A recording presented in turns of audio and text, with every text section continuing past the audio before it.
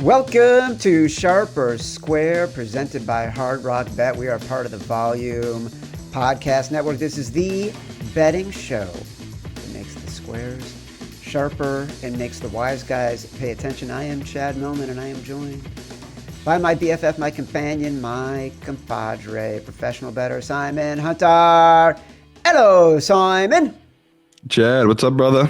Listen, man, a lot of concerns about your hair. And as anyone can see, anyone can see who's watching this on YouTube right now, like, you are filling the entire frame, my brother. You are flowing. You have, as the kids say, lettuce. But to me, this is like our playoff beard right now. No haircuts for you. You cannot even think about it. You cannot be tempted. Who was the biblical guy with the hair? Samson? You're Samson right now, and you cannot get a cut. For the record, I'm getting a haircut on Saturday. I got to keep it tight. I can't. I can't live without. I'm too vain to let it go. No, I can't wait. It's much needed, but like we said, I'm very superstitious. If we get winning, that's all that matters. So yeah, it's me being uncomfortable and having hair that's just constantly in my eyes. It's annoying, but it's worth it if we get those W's and I keep making money, Chad. Man bun Simon. That's Never. That is what we are going for. This is our Thursday. It'd be a mullet before it becomes a man bun. I promise to the people that. I'd cut the edges long before.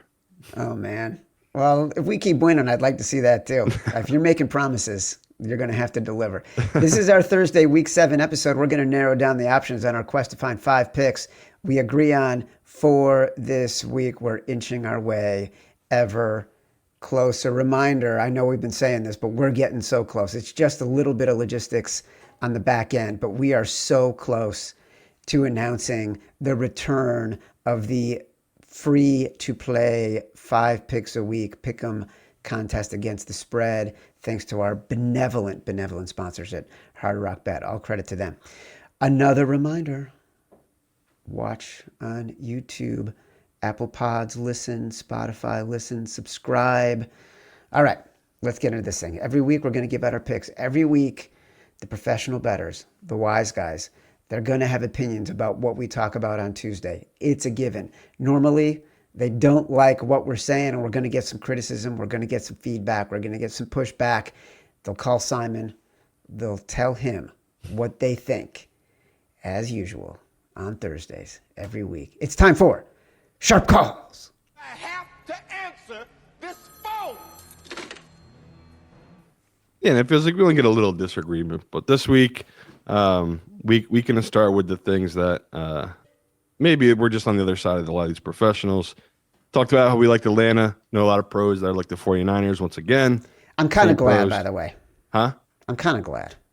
Yeah, but again, my pushback to them is like, weren't you guys the same ones shouting from the rooftops how amazing of a spot last week was for the 49ers against an overrated Bucs team? See ya. Okay. But I just got I shockingly got a good amount of calls about that one. Got a couple calls that about Chad's choice. So we might have to dive into that one a little bit. A lot of love for Miami, especially. I've noticed.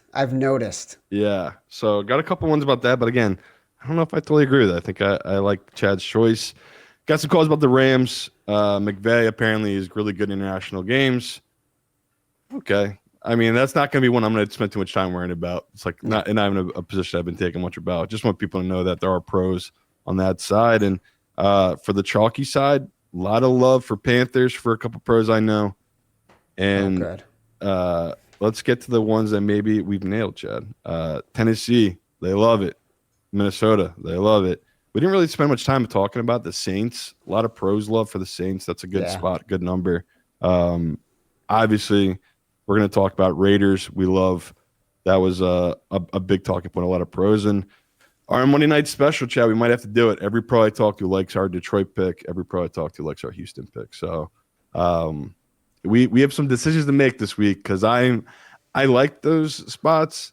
The more I talk to guys, the more it feels like, okay, we might have been locked in. And that those are really good spots, those two Monday night doubleheader games. So, yeah, I would say we had a little bit of pushback. For the most part, a lot of love for our picks, and we'll see. Because again, the public has just been getting crushed this year. We know the data, we've seen the numbers. It's been the dream is professional better, and like I joke with people, if you're listening to someone shows or you're paying like a sucker for someone's picks on social media, and they have a losing record in the NFL this season, they are the square of squares. You are dealing with a legit A square, because I know pros who they don't do anything work-wise. They don't put 80 hours of work in a week. They simply fade the public and ride with the books.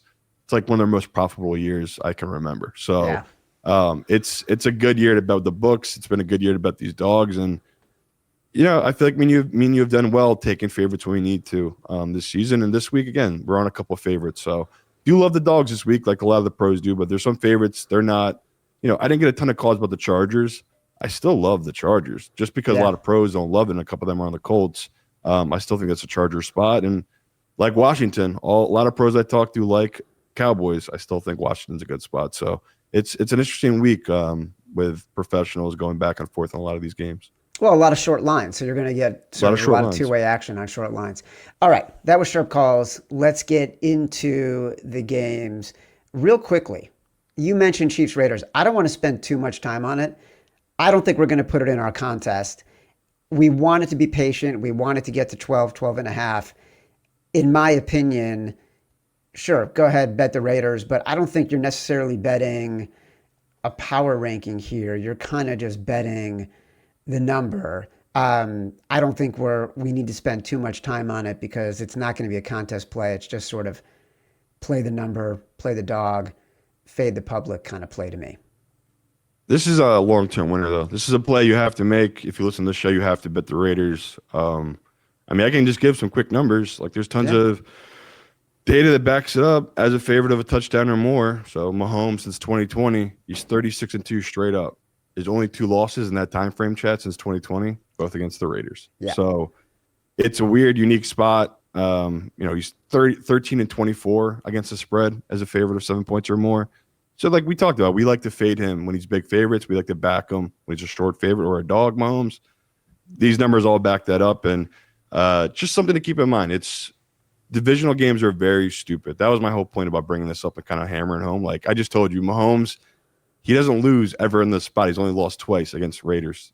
So if you go back and look through those games, it's a joke. It's like, the Raiders were, I think one game they were a 13-point dog. The other game they were like this. They were a 12-point dog. So I get it. Like I'm not going to bang the table here about this one, but it's just all these numbers. Like there's even more numbers. There's another number I saw. Mahomes is an 11-point favorite or more. He's 6-12 in his career against the spread. So again, another spot to like it. In his last 11, he's 2-9 against the spread.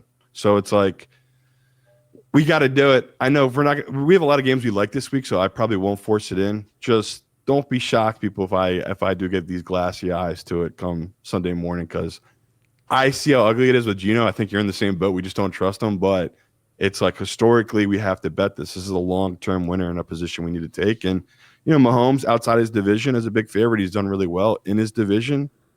He's 4-12-1 his last 16. So against the spread. So it's just something to keep bringing up that his numbers are always inflated, and they tend to be more inflated against guys in his own division. So I agree with you, though. There are games I like more. It's just I have taken a position on this one. I'm betting the Raiders, and like I said, I was hoping I was going to get to 13.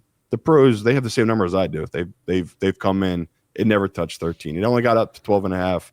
Like Chet said, it's a dead number. Not going to be one of our bets most likely, but yeah, I do like the Raiders in this spot. All right. You just mentioned this in Sharp Calls. Miami at Cleveland. Cleveland is a 2.5-point favorite. This was Chad's choice. The 2.5 lasted for about 24 hours after our show, and it got bumped up to 3 because I move lines. We know that. The bettor's buying it back, moving back down to 2.5. I'm going to be honest, and I didn't know this was going to be in Sharp Calls, but I could have predicted it. I would have felt better if it stayed at 3 for a little bit longer. I'm kind of surprised by the buyback. And then I will tell you also, the fact that over the past 24 hours, Tua's been taking blowback for his comments about the team meetings and the players-only meetings, and now he's apologizing. And Mike McDaniel gave him a little bit of grief at a press conference about it. That worries me. It worries me because when those teams are at their lowest and you think you've got it nailed, that's when you end up getting burned a little bit. I'm still on the Browns. I still like the Browns in this spot. I like it situationally. I like the matchup. Karmically, if I can't think of a better word, I'm getting a little anxious. That's funny because I've gone the total opposite way where I was with you on Cleveland because I like the spot. I thought 2.5 was a good number. The Miami dysfunction is like, this is the best. This is exactly what I wanted and needed for this matchup. Like, they should be focused on the game and going against one of the best defensive lines they're going to face all year. They're not. They're worried about all this other BS, which is like, this is what bad teams do. This is how bad teams stay bad. They don't worry about what's on the field, what they need to deal with on the field. They're worrying about what guys aren't coming to meetings at the right time. Or, I mean, I don't know if you've been watching the Tua stuff. Again, I don't want to joke about CT, but the stuff he says week to week, it feels like he's got something going on upstairs. Like, he doesn't make sense. And like he was saying how he doesn't want guys on the team talking about other people and being a distraction, where he's the guy that just did it. And it's like, okay, maybe he has zero self-awareness. I don't know. He's just saying the most bizarre things that like people just don't want to hear. Like, even like a week or two ago, he's talking about how like he doesn't care what happens on the field because he goes home to a loving family. That's a great mentality. That's great. Like, everyone agrees with that. Don't say that to your fans who know you're making hundreds of $millions. But that's why you should care how you do on the field and if you win or lose and all of it. It's just so negative. So I'm still with you. I was shocked, honestly, these pros. It's like, dude, Shocked. You got away with one last week with Miami. Like, you're really going back to this Miami well again after you clearly stole a game against the Chargers. I can't believe it. So I'm with you. I was shocked hearing sharp calls. I still like Cleveland, but yeah, if we get pushed off, if this is down to, Cleveland -1.5 and the pros have come in very heavy on Miami again, sure. Like, we'll avoid it Sunday morning. We'll put in the contest because we have so many other games we like. But yeah, I still think this is just a great, great matchup for Cleveland. I'm so glad to hear you say that because I loved my handicap of the game. Like, like I was so excited about it when I finally came to that conclusion at some point, before we came on the air Tuesday. I'm like, I nailed it. There's 3 or 4 games that I freaking nailed, and I feel like I totally nailed this one. So now you're buoying me with confidence. I'm glad we'll stay on Cleveland -2.5. I hope it doesn't continue to go down and we don't get more chatter from wise guys. But I like Cleveland 2.5. New Orleans, Chicago, you mentioned this. We discussed it a little bit on Tuesday. It's moved a half point in the Saints' direction. Here's my question. This moved so much on Monday night after the Bears beat the Commanders in the final seconds. It moved from 4.5 to 5.5. I think it was a head fake. I think the wise guys moved it to 5.5 so they could buy back at 4.5 because I think the entire wise guy community right now is in love with Spencer Rattler. That's what I think. That could be fair. Honestly, I'm shocked by it. The Saints, even Spencer Rattler, he's not good on the road. I know it's a short sample this year, but even this year he's not been good on the road. And the Bears, my whole view was I just thought it was an inflated line where, like I said, the Saints, the public is not on them. There's no one. Nobody. No one like, it is a pros team, like you're right. But then, yeah, like you dive into the trends and the numbers. Sure, you as a Bears fan, you could probably attest to this, but again, it's different because of the coaching change, but it does include this year. So the last 4 games on short rest with Caleb Williams, he's 0-4 straight up. In those games, he's only getting 15 points per game. So, okay, he struggles on short rest. Again, that's a big deal. Less prep time. The last 2 years, okay, he's 0-4. I try to dive into more. It's like, okay, what are they like after these primetime games? Because that is a big deal to me, is how these young teams react after primetime games. Sadly, Chad is not good. They are just 2-7 last 9 games coming off primetime games. And this year, obviously, only because this is the Ben Johnson, it's only his first year, he lost against the Lions, right? He got smoked in that game. So it's how is this young team going to react? That's probably what a lot of professionals are viewing this as, where it's a short week. I mean, even it's Chicago. Like it's so much better they've coming off 2 straight road wins because it's going to be good vibes for the most part. I mean, I feel like the only dumb question they've had this week is the whole Troy Aikman, which I'm hoping you've come to my side, Troy Aikman being a dick and kind of being overrated. No way. You've always loved Troy. I actually, it's funny you say that. I'm on the other side. I feel like he was great in that game. I have no problem with what he said. I always feel like Troy Aikman is great in those games. And the reason I like Troy Aikman, I think he's such a curmudgeon. And I think he gets testy and sensitive about everything. At one point, he was talking about the K-balls and it being swapped out because it was raining and getting to work the balls in. And I always think about this, and this frames a lot of my Troy Aikman feelings. Back in the day when I was a Cub reporter at Sports Illustrated, I went to what was then Valley Ranch, working for Sports Illustrated, and was part of a 2-person team. It was me and a guy, Rick Tellender, who was a senior writer at Sports Illustrated. We spent an entire week with the Cowboys, and we had full access. Like, we were literally everywhere. We were in the room where, like, the pills were broken up into different colors, right? I was with Bill Bates, where the former safety, when he got home to his house and his wife told him that they were having another kid. I think they had 3 kids at the time. Like, I was at a club with different players. Like, it was a crazy week. But at one point I was in the locker room when Troy Aikman had just gotten a bag of new footballs, and he had to break them in. And it was some new rule that year about the balls. And he was just so freaking mad about having to break in the balls and just muttering under his breath, the NFL, they want us to do these things with the balls. It makes it harder to play. Like, I just have that in my head. Like, this dude's just intense. And I think I think he's actually great. I know I'm in the minority here, and I'm fine with what the especially as a criticism Bears fan. You were probably the 1% of Bears fans actually. By the way, like you know what? I don't think the Bears were perfect in that game. They were, but he was ridiculous. Him holding a grudge against Caleb Williams because he didn't call him to have a phone call before the game. It's just don't care. Old boomer energy at the max level. Don't care. Loved it. I know. There's no one better in football that tells you a team needs to call a timeout when there's less than 2 minutes left and they get a first down than Troy Aikman. The man thinks he's a genius every time he goes, "Yep, they got to call a timeout here, Joe." Okay, Troy, thank you for that incredible wisdom. I love everything he does. I'm a huge Troy Aikman fan. I don't care. Back to this game, I guess, we don't have to take a position on it. I'll probably end up being on Rattler and this Saints team just because it is this Bears defense that is just bad. They're just a bad defense that has major holes. I think they're still 31st against the run, so it's like, I mean, the Bears could easily win this game. They are more talented, both sides of the ball, and obviously have a better coach. But, just looking through the trends, historically, this has been a bad spot. And even with Ben Johnson, he's changed a lot here. We'll see. This would be a huge another thing to show that the culture is different. If he can get this young team up after a primetime win, because it's just hard to do. It's hard not to live for 3-4 days with that win, rather than moving on to the next game. So it's going to be interesting to see how this Bears team performs. I think it's a terrible spot for the Bears to cover. I like them to win.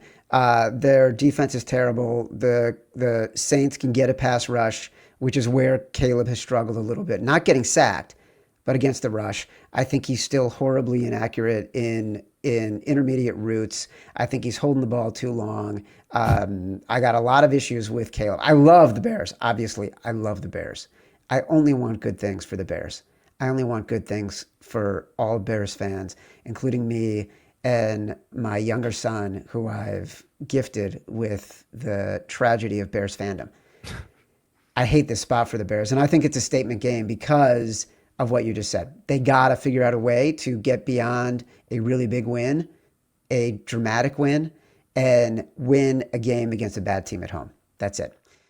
Today's show is brought to you by our new presenting sponsor, Hard Rock Bet. Week 7 kicks off with Steelers versus Bengals. Check out these streaks from Hard Rock Bet Stats Hub. You can find odds to bet on all of these streaks right now in the Hard Rock Bet app. Cincinnati has lost 9 in a row as underdogs, but receiver T. Higgins has scored a touchdown in 6 straight home games. If you like stats like those, you can bet with them using live odds right there in Hard Rock Bet Stats Hub. If you haven't tried your first bet on Hard Rock Bet, there's still time for you to get $150 in bonus bets if you win. Just place a $5 bet, and if it hits, you get not only your winnings, but also an extra $150 in bonus bets.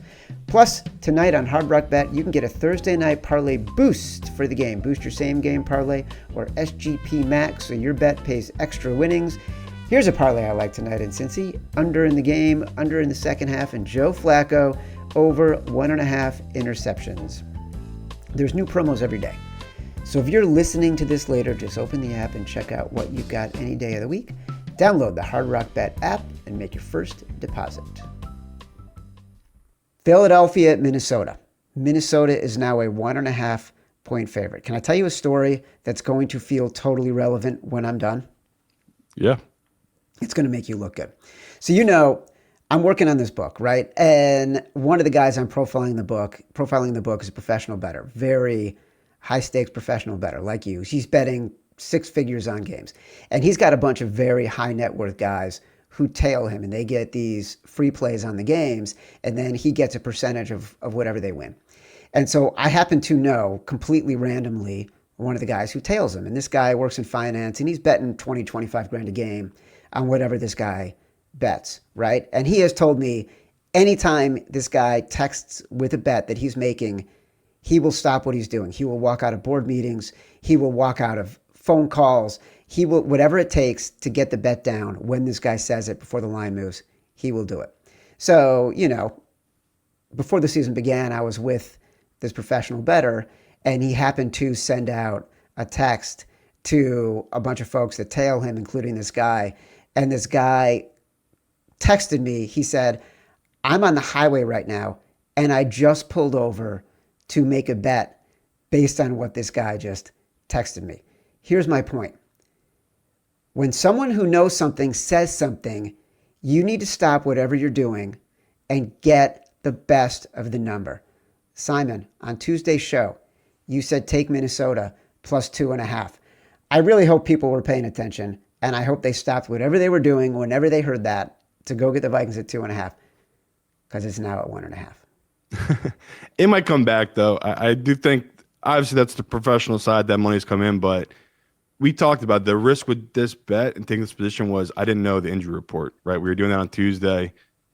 J.J. McCarthy did practice, which to me, I don't know about you, Chad. I did not make this bet to bet on J.J. McCarthy against a Fangs defense. Like, that's not – I'd much rather it be Wentz running this offense where, yeah, I know Wentz is going to throw us a pick, but I also know he's going to be able to push the ball downfield with much better accuracy than J.J. And for the Eagles side, looks like they're going to get Jalen Carter back. Quinyon Mitchell did practice yesterday, limited, so I don't know if he's actually going to play, which to me, that is the factor. Jalen Carter obviously is a big deal.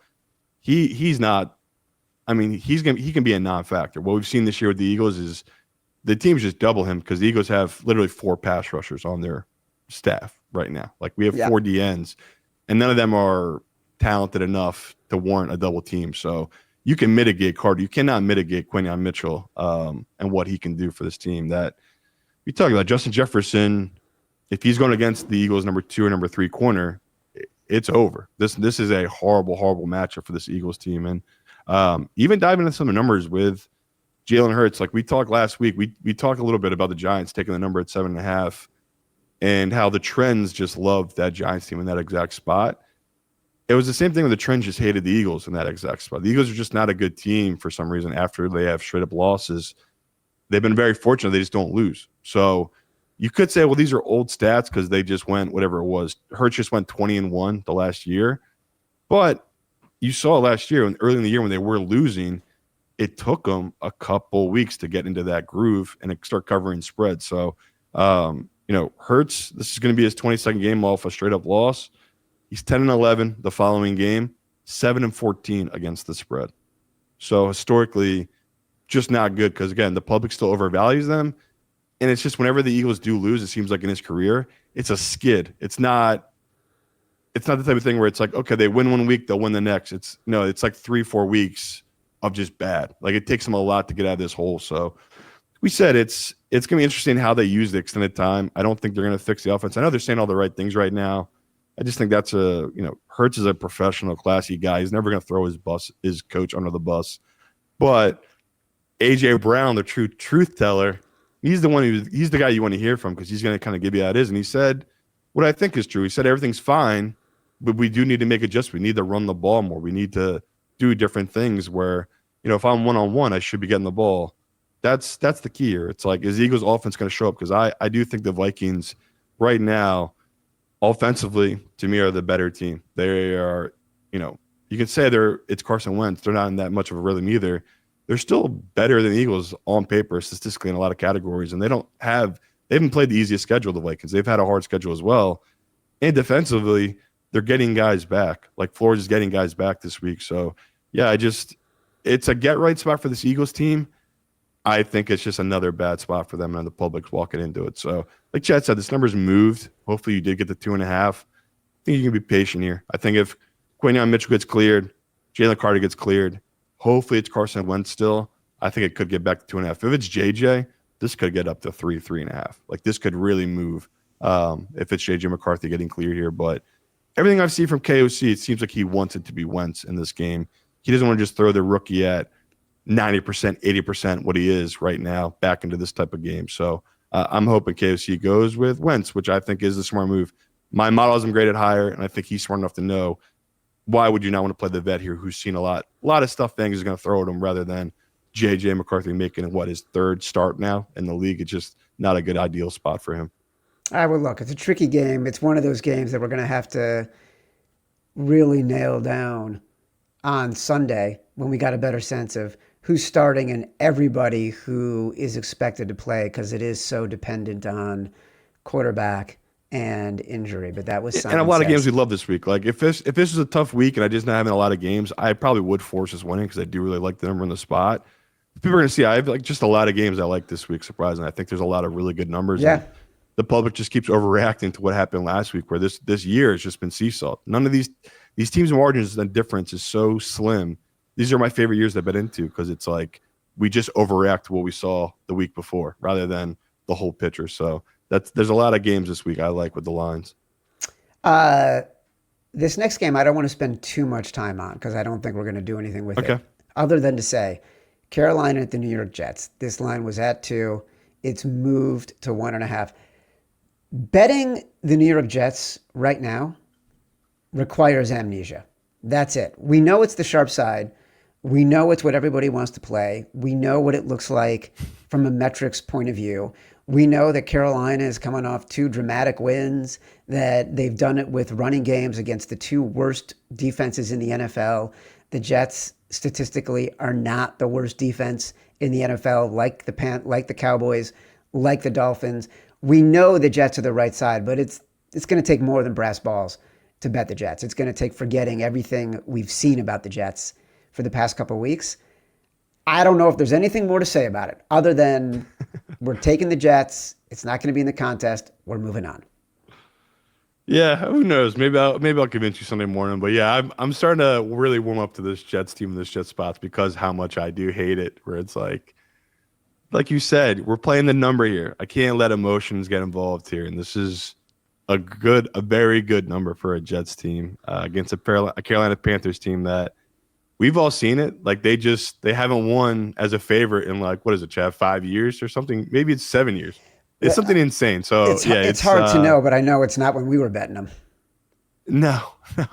We definitely took positions on them as favorites and lost along the way. But yeah, that's fair. We're gonna make our fans do some gross things this week. I don't know if this has to be one of them, but I'm definitely on the Jets. We are going to make fans do gross things this week, and that includes this next game. New England at Tennessee. A buddy texted me the other day, and he said, this has to be brass balls. You know what? He's right. Our brass balls bet of the week, presented by Hard Rock Bet. The Tennessee Titans +7. Do you want to start? Do you want me to start? I have a lot of thoughts on how we ended up here because we did not talk about not wanting to get to a spot. We did not want to get to this spot.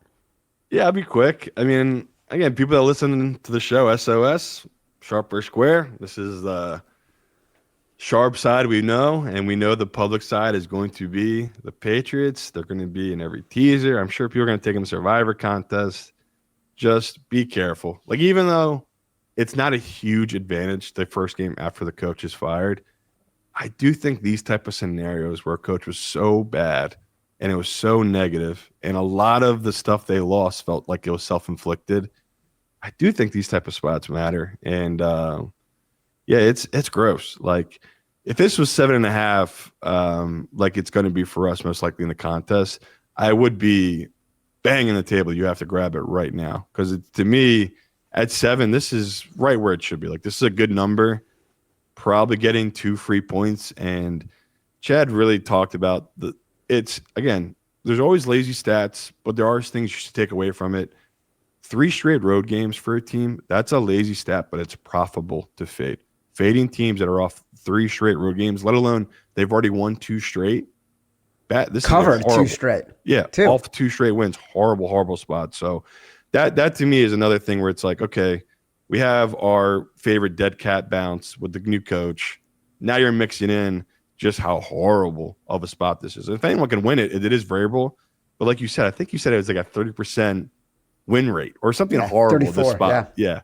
So I'm with you, brother. Like, I'm invested in this Tennessee. I bet a lot into this +7 at this point. And it's gross, but the more I think about it, the more it's like, no, this is the exact time and spot for us to back this Tennessee team. So yeah, good number. It's a really good number. We have a lot of safety in this number too, where it's like you're getting the 7. There's no excuse. If this was 5.5, maybe I could lie to Chad and talk him out of it and try to get away from it. But at this number, it's insane. It's so inflated. We got to take it. And yeah, this type of game will look like an idiot with egg on our face Sunday night, or our fans who love and trust us, they'll see this is why we bet these spots.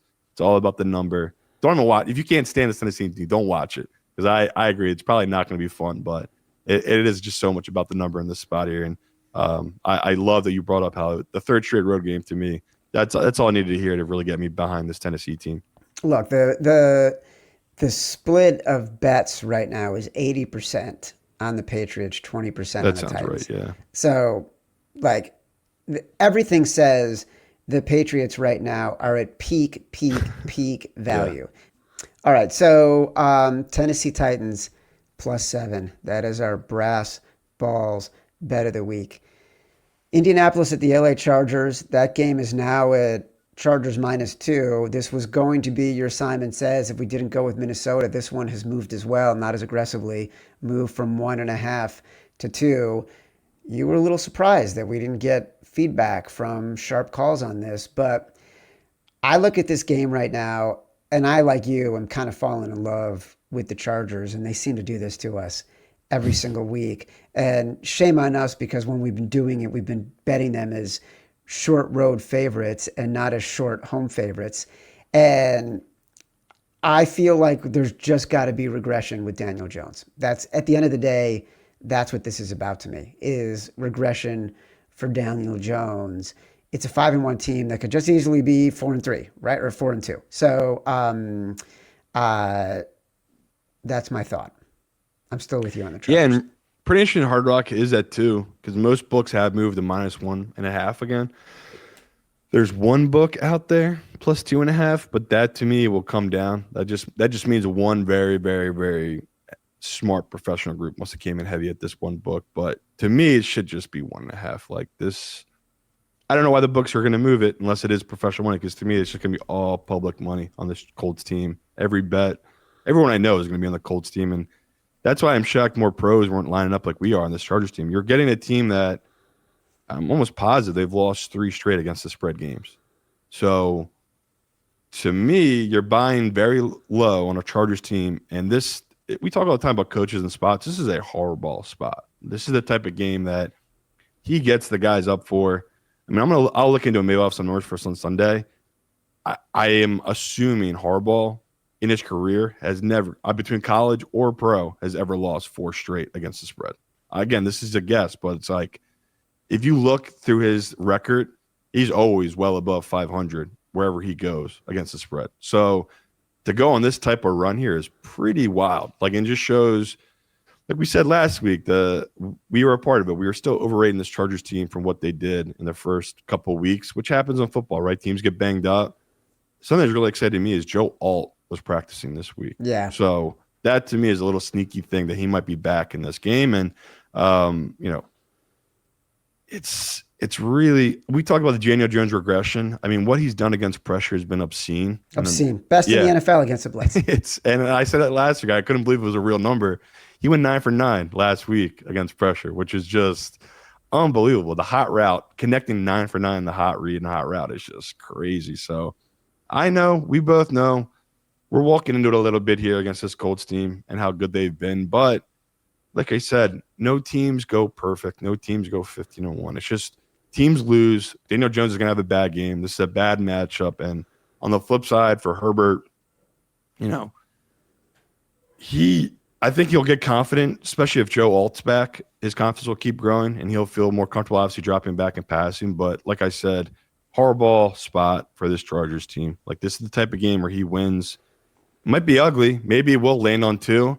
We're getting 1.5 almost every book right now. Like, that's such a great number. So you don't have to take it here at Hard Rock. The Hard Rock is usually a sharper book. Like we've seen, they usually get smart money coming in on certain sides. So Hard Rock could easily get up to 2.5. I could see professionals keep taking this Charger side. For all of you out there, shop around, find the 1.5. It's out there. I know the juice isn't great. It's usually -115, -112, but I think it's worth paying in this spot with this line on this Chargers team. I also think the Colts are going to be a public dog this week. And so they're going to be the biggest public dog this week. I mean, any single time we can be fading the public dog, especially this season, I feel like that's the side we want to be in. What's getting interesting to me, Simon, is I feel like we're narrowing down on five that we really, really like. I think there's going to be one game that sort of is on the edge that we'll talk about in a little bit. New York Giants at Denver. I don't think we need to spend too much time on this. I don't think it's going to make it. No. I love it. I totally love it. It never got to the 6.5 like I was hoping it would. It actually is moving closer to 7.5. You can see the juice, and it's heading in that direction. So my final statement on the game, I think there's a defensive advantage for the Broncos. I think it's a home advantage for the Broncos. I think it's a coaching advantage for the Broncos. I don't think that Cam Scatteraboo and Jackson Dart have seen anything close to what the Broncos can do to confuse them, to stop the run, to make it challenging, to lock down their outside receivers with Pat Surtain when they don't have Malik Neighbors. Massive situational advantage to me. I bet it at 7. I don't have to stand on ceremony about it. I think there's going to be other games we want to put in.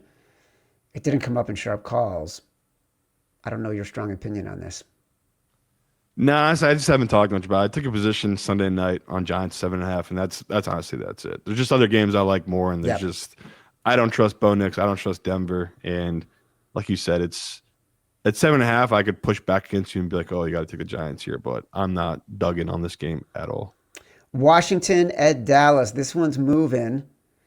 It was 2. It's now 1.5. Yeah.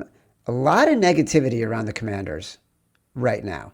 I think that game against the Bears, it seemed like they were going to win it. It seemed like the Bears were giving it away. It seemed like Jayden Daniels was moving well enough to slip by literally defenders in the backfield against the Bears. And then he converted some really nice plays on 3rd and long against horrific play calls from Dennis Allen. But people don't like this defense. They don't think Jayden Daniels looks as good as he did last year. He's been injured. And people just love Dak. So the question is, this Cowboys defense is so unbettable right now. Are we willing to take a shot with the Dallas Cowboys as home underdogs because we love Dak more than we hate their defense? I can issue the trends because I honestly I liked the Commanders. I thought this was going to be a good Commander spot because I just think they're, like we said, I think they're a better team than Cowboys. Cowboys just have a ton of injuries, and Dak is the only thing you can really wrap your head around of a reason to back this Cowboys team, and the numbers back it up. I mean, I talked early in the week. I was taking a position on the under here, and I joked, there's no way there's ever been a total this high in this matchup between these two teams. I was wrong. So the last time they were 54, the spread total was 54 or above, was 1980 in this matchup. So it did happen. It was just 45 years ago. 45 years ago? Yeah. Yeah, I'm pretty sure I watched that game. It was like, Danny White and Drew Pearson against Joe Theismann and the Smurfs. I couldn't believe that it's happened before because it's like, man, it's just such a huge total for a divisional game, and just so many things go wrong. So, yeah, that's shocked. That stats shocked me. Let's run through all the Cowboys stats because I was trying to find why is there so much love by the pros for this Cowboys team. It's got to be the historical data. So let's go through it. Their last 8 games against the Commanders, they're 7-1 against the spread. This Dallas team, that's 4 straight covers at home. So okay, it's a team that they have matched up well against. Again, you can even go back to the Kirk Cousins years. Even he struggled with Washington against this Dallas team. So, all right, let's dive into Dak then, because it must be a Dak thing. Dak 10-3 against Washington and against the spread in his career. That's the best quarterback the last 20 years against Washington. He is 6-0 straight up in his career, 5-1 against the spread against Washington. So I get it. Maybe I won't force us to take this Washington just because there's certain teams and just in your division you have the number of. I mean, ask tons of fans about certain quarterbacks in their divisions. It's just like the Roethlisberger thing against the Cleveland. It was stupid, but I made a life-changing amount of money betting Roethlisberger's money line against the Browns every time they played. He just, I can't remember if he ever lost them. The only time I can think of is that playoff game with Baker. So it's like there's certain guys that are just auto plays against certain teams. I guess the stats are telling me that with this Dak team, but it's like, dude, Dak's defense, this is the worst defense he's ever had in that terrible. whole career. But once again, the reason this is scaring me off because I went through a lot of those games.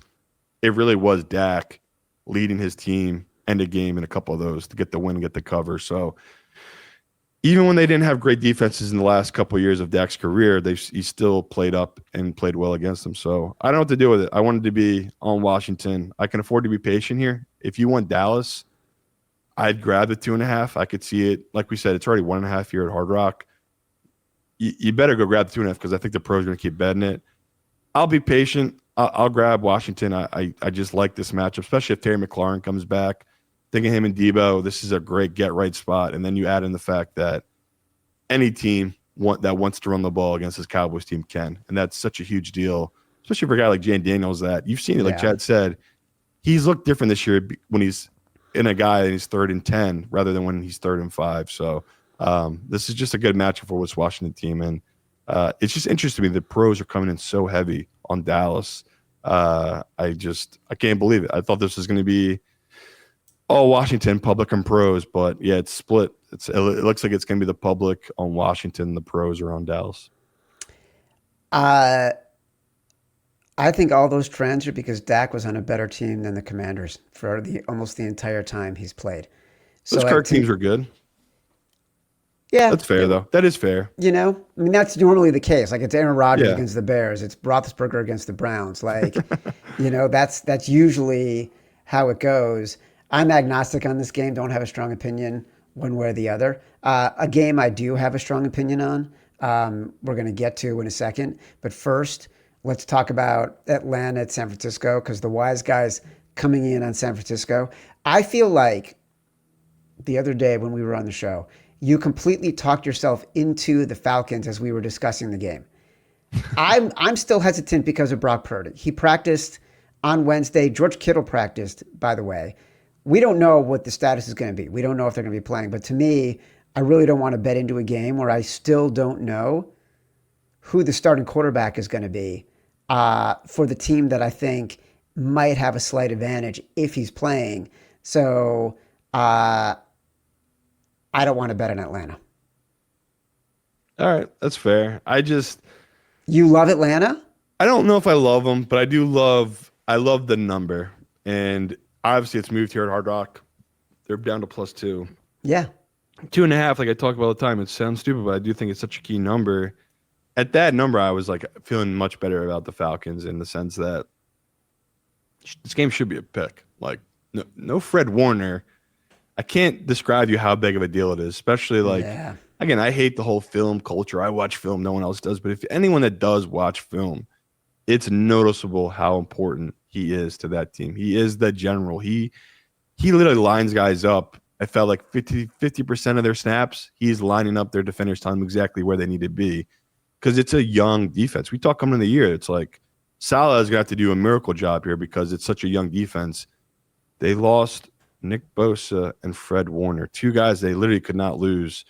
I mean, just since 2019, no Nick Bosa, they're 7-14 against this straight up.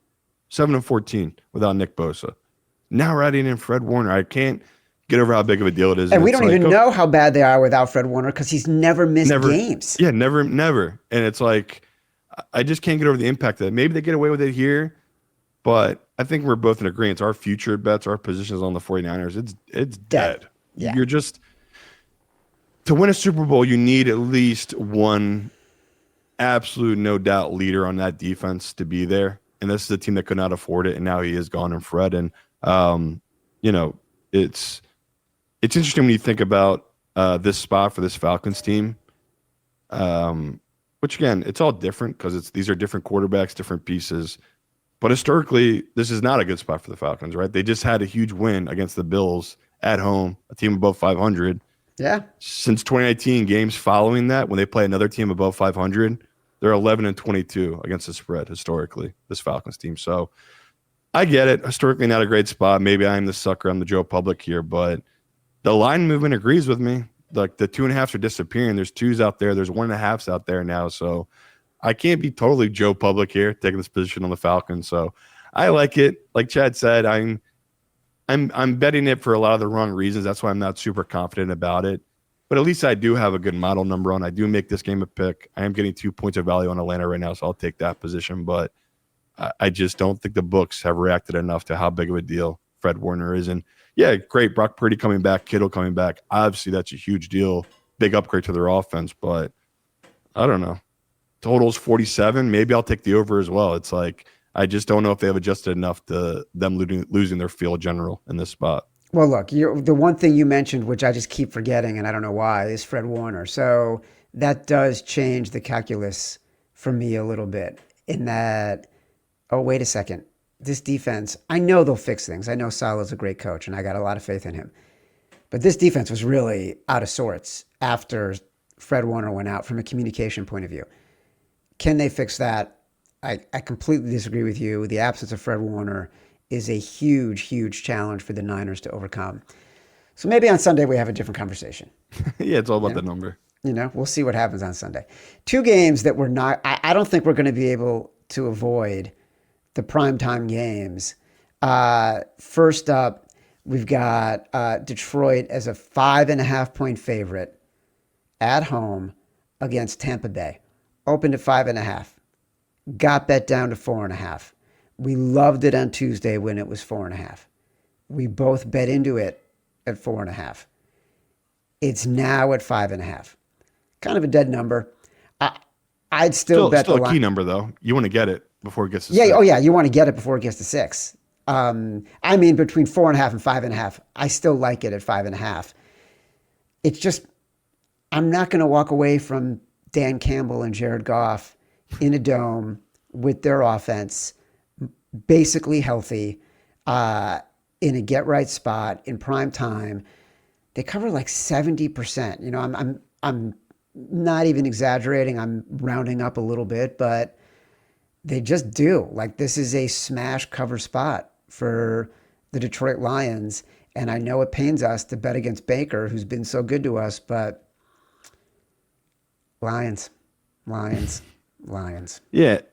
And I've talked about it, like Baker, I normally would not be betting this spot because he's just been so good to me as a dog. And, shout out to our guy, Evan Abrams, had just an amazing stat. Baker, 16-8 against the spread as an underdog, covering by 5.6 points per game. And, that's a real thing with him with the Bucs. Like since he's been the Bucs the dog, he's been incredibly profitable. Now let's talk the other side, the side we're betting and why this is such a good spot for Goff and Campbell. So after a straight up loss, Jared Goff, Campbell, 20-8 against the spread after a straight up loss. And even better, they've won and covered 11 straight since 2022. Yeah, it's a juggernaut in this spot. They are magical in this spot. Dan Campbell, in so many ways, I don't think it can be overstated. Everyone clearly sees he's a great coach, but the way he is coaching this team and the predictability with which they come back and don't get too far down when they lose games, the way they lost against Kansas City the other night, this is not a team that goes into the dumps. Do you know what I mean? No. Like psychologically, Bounce back. They are strong. Yeah, sorry to interrupt. I'm just so enthusiastic. And I had a ton of pros reach out last week about why they love Detroit so much was because it was a night primetime game. And I remember I went through the numbers and I was like, is it really that big of a deal? It's insane how good Campbell and Goff are in these nighttime games, which I didn't realize last week when we bet into it. Again, I wouldn't change my bet, but I just like these stats. I find it interesting. As a favorite in night games, Goff, 19-3. Yeah. That's 9-0. Well, I guess 9-1 or 9-0, yeah, as a favorite with the Lions. So, ATS wise, Goff 25-10-1 against the spread. So 71% since he's been with the Lions, covering by more than 5 points per game. It's all there, people. Like these are the exact spots. It was scary, not gonna lie, last week betting against that Lions team. It's the same feeling we have this week. It doesn't feel good going against Baker here. Trust the number, trust the spot. This does feel like a touchdown game. So I do want people to grab it now. Like you said, at 5.5, it's kind of a dead number if you're betting the dog as a favorite. This is a key number. You want to get this while you still can. So I love that we were able to give out the 4.5. Kind of wish I made Simon Says and I had the balls to do it, but I thought professional money was going to bet this down. I really did. I thought professional public would come in on Tampa. It's totally the other way. It's like 80% of the bets, 80% of the money is all on Tampa. And I really love this Detroit side. So I don't think it's going to come down, people. I just don't. Even though all the money's coming in, it's still going up. So I just want you guys to get it before it gets to 6 and that key number. Yeah, we're not going to be able to avoid that one. I don't know how I'm going to get any sleep over the weekend. Last game on the board, Houston. I loved it the other day, a +3.5. I nearly made it. Chad's choice. They're visiting Seattle. Late night, Monday night, doubleheader. I'm totally opposed to it. I could go Troy Aikman crazy on this idea. But I until this morning, I was surprised and concerned that it had not moved from 3.5. It has. Down to 3. And then this morning it did. Yeah. And so that was kind of the validation. I need validation. You needed that? I need validation and positive feedback all the time in every way. And moving moving from 3.5 to 3 was the validation I needed on a Thursday morning. So I feel great. I love it. Let's bet it. It's already bet for me at 3.5. We're going to put it in the contest. Someone's going to watch this game. Not going to be me. I'll wake up Tuesday morning and be surprised. Yeah, and I love this matchup for this Houston defense. They have a number one shutdown corner. Hopefully, no one's been able to do it. He can shut down JSN, and that to me would be a big deal to see how Sam Darnold does without his safety valve, because every time they need a third down, he just goes to him, and it's working. Like Jackson Smith-Njigba, top 3 receiver in football right now. He's just playing out of his mind, and Sam Darnold is feeding him. So we got the right matchup. We have a shutdown corner in this matchup.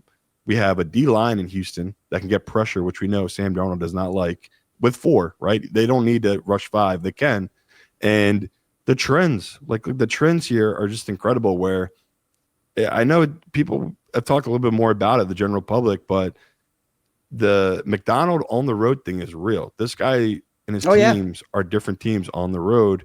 Where at home in his career, he's 4-8 straight up, 3-9 against the spread.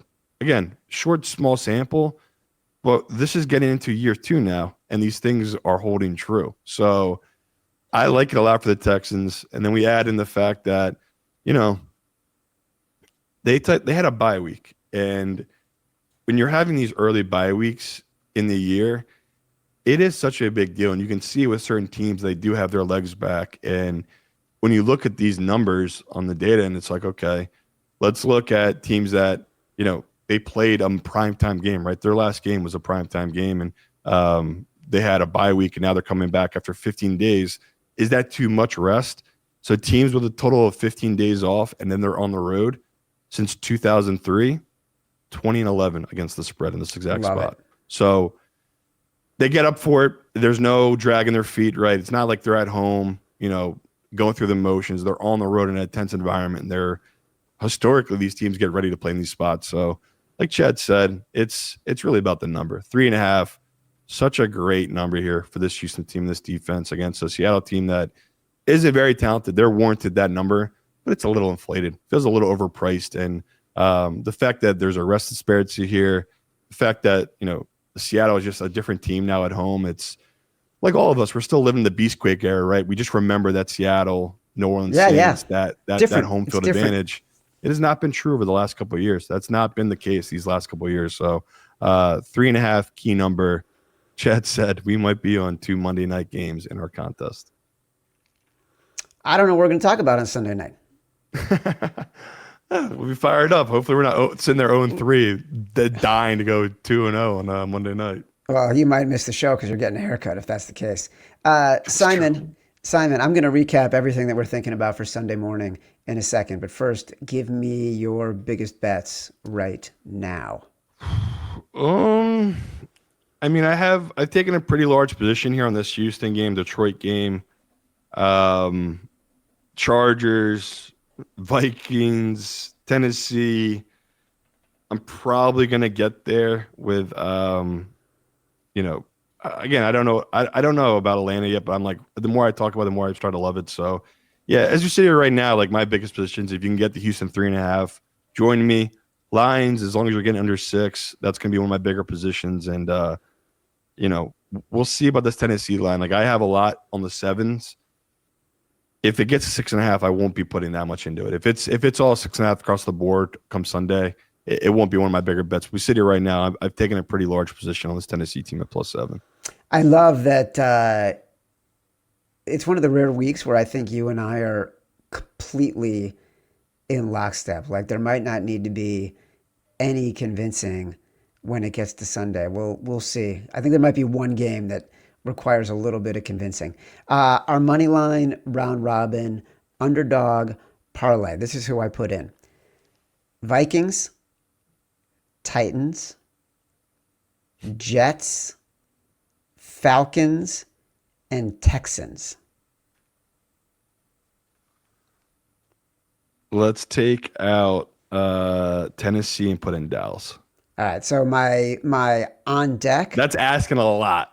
Get that win with Tennessee. My on deck was the Cowboys. So the Cowboys, the Colts, and the Jags. So yeah, I'm happy to take out Cowboys. And again, we hit last week. Finally, the dogs came through and we hit last week. That's right. Thank you, Chicago. I was having a hard time with the favorites parlay, to be honest. I couldn't figure out who I wanted to put in there. Who do you think?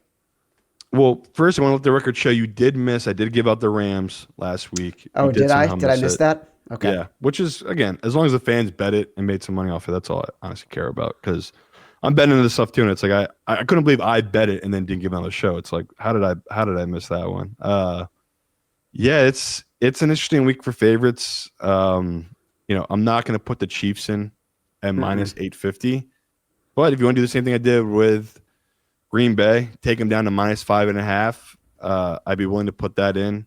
If people hear this in time, if you want to get Pittsburgh in there, minus 270, even though it's like a trap spot, very stinky, it's still worth the value to me, getting them in there. But let's get to the actual ones we're going to put in. So give me the Bears, minus 225. I know it's not ideally the best spot, but still Spencer Rattler on the road. Guy's only won one game in his career. We got to take the Bears in that spot, especially at minus 225.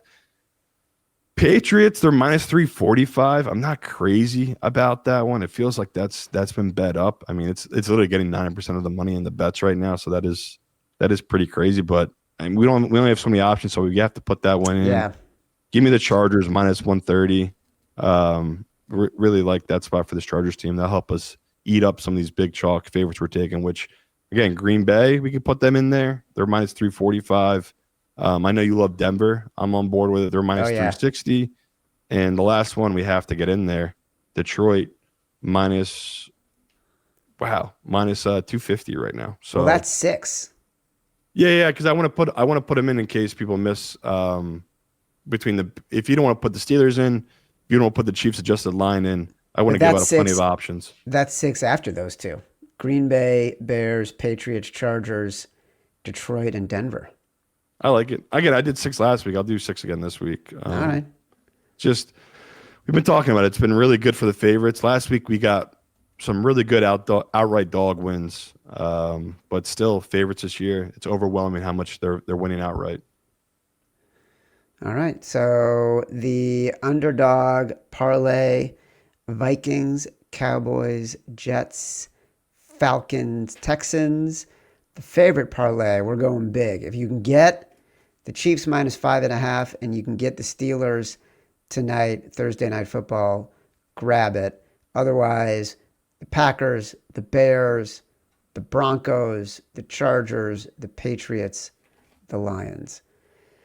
I mean, we're out of Survivor, but if we were playing, I would say the Chiefs. I don't hate it. I still have a couple left, so I might put Chiefs in one of them. I'm not, like Chad said, this is probably a tougher week, so that's probably the safest option to take. I do have 2 of them that I need to use. I already, I want to save the Chiefs, so I'm taking the Patriots, but I'm with Chad. Safest one this week for Survivor feels like the Chiefs. Sharp versus Square. We both won last week. I had the Panthers. You had the Chiefs. I defer to you, good friend. God,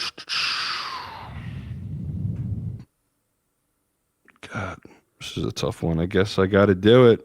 Gotta take the Lions. Give me the Lions minus 5.5. God, you know what? That's fine.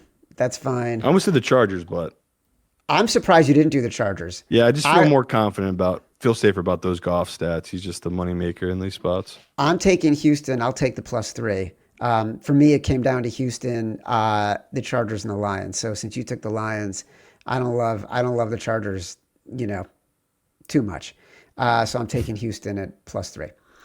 The games that I think we're going to have a conversation about: Cleveland minus 2.5, Tennessee +7, Detroit minus 5.5, Houston +3, 3.5 if we can get it, and the Chargers minus 1.5. I think we're going to want to see what's happening on Sunday with Minnesota. I think we're going to want to see what's happening with Atlanta and the Niners, and I think we're going to want to see what's happening with the Saints. I think they're still going to be in the conversation, to be honest. Yeah. No, it's always scary. Like last week, we had a tough getting to the 5. This week, it feels like we have 2 or 3 rounds to kick to the curb come Sunday. Yeah. All right. This has been Sharper Square, part of the Volume Podcast Network. We will be back on Sharper Square YouTube on Sunday morning. You're going to get to eavesdrop on an intimate conversation between me and my BFF, and we're going to make utterly human decisions and be miserable the rest of the day. We will be back on Sharper Square YouTube Sunday night, 7:30 p.m. Eastern, to recap all the misery. That will be live. Watch or listen on YouTube at Sharper Square. Like the video, subscribe to the channel. Also download us from Spotify, Apple Pods, wherever you get your pods. Rate, review, subscribe, leave us 5 stars, say whatever you want. Feedback is a gift. Until next time, love you.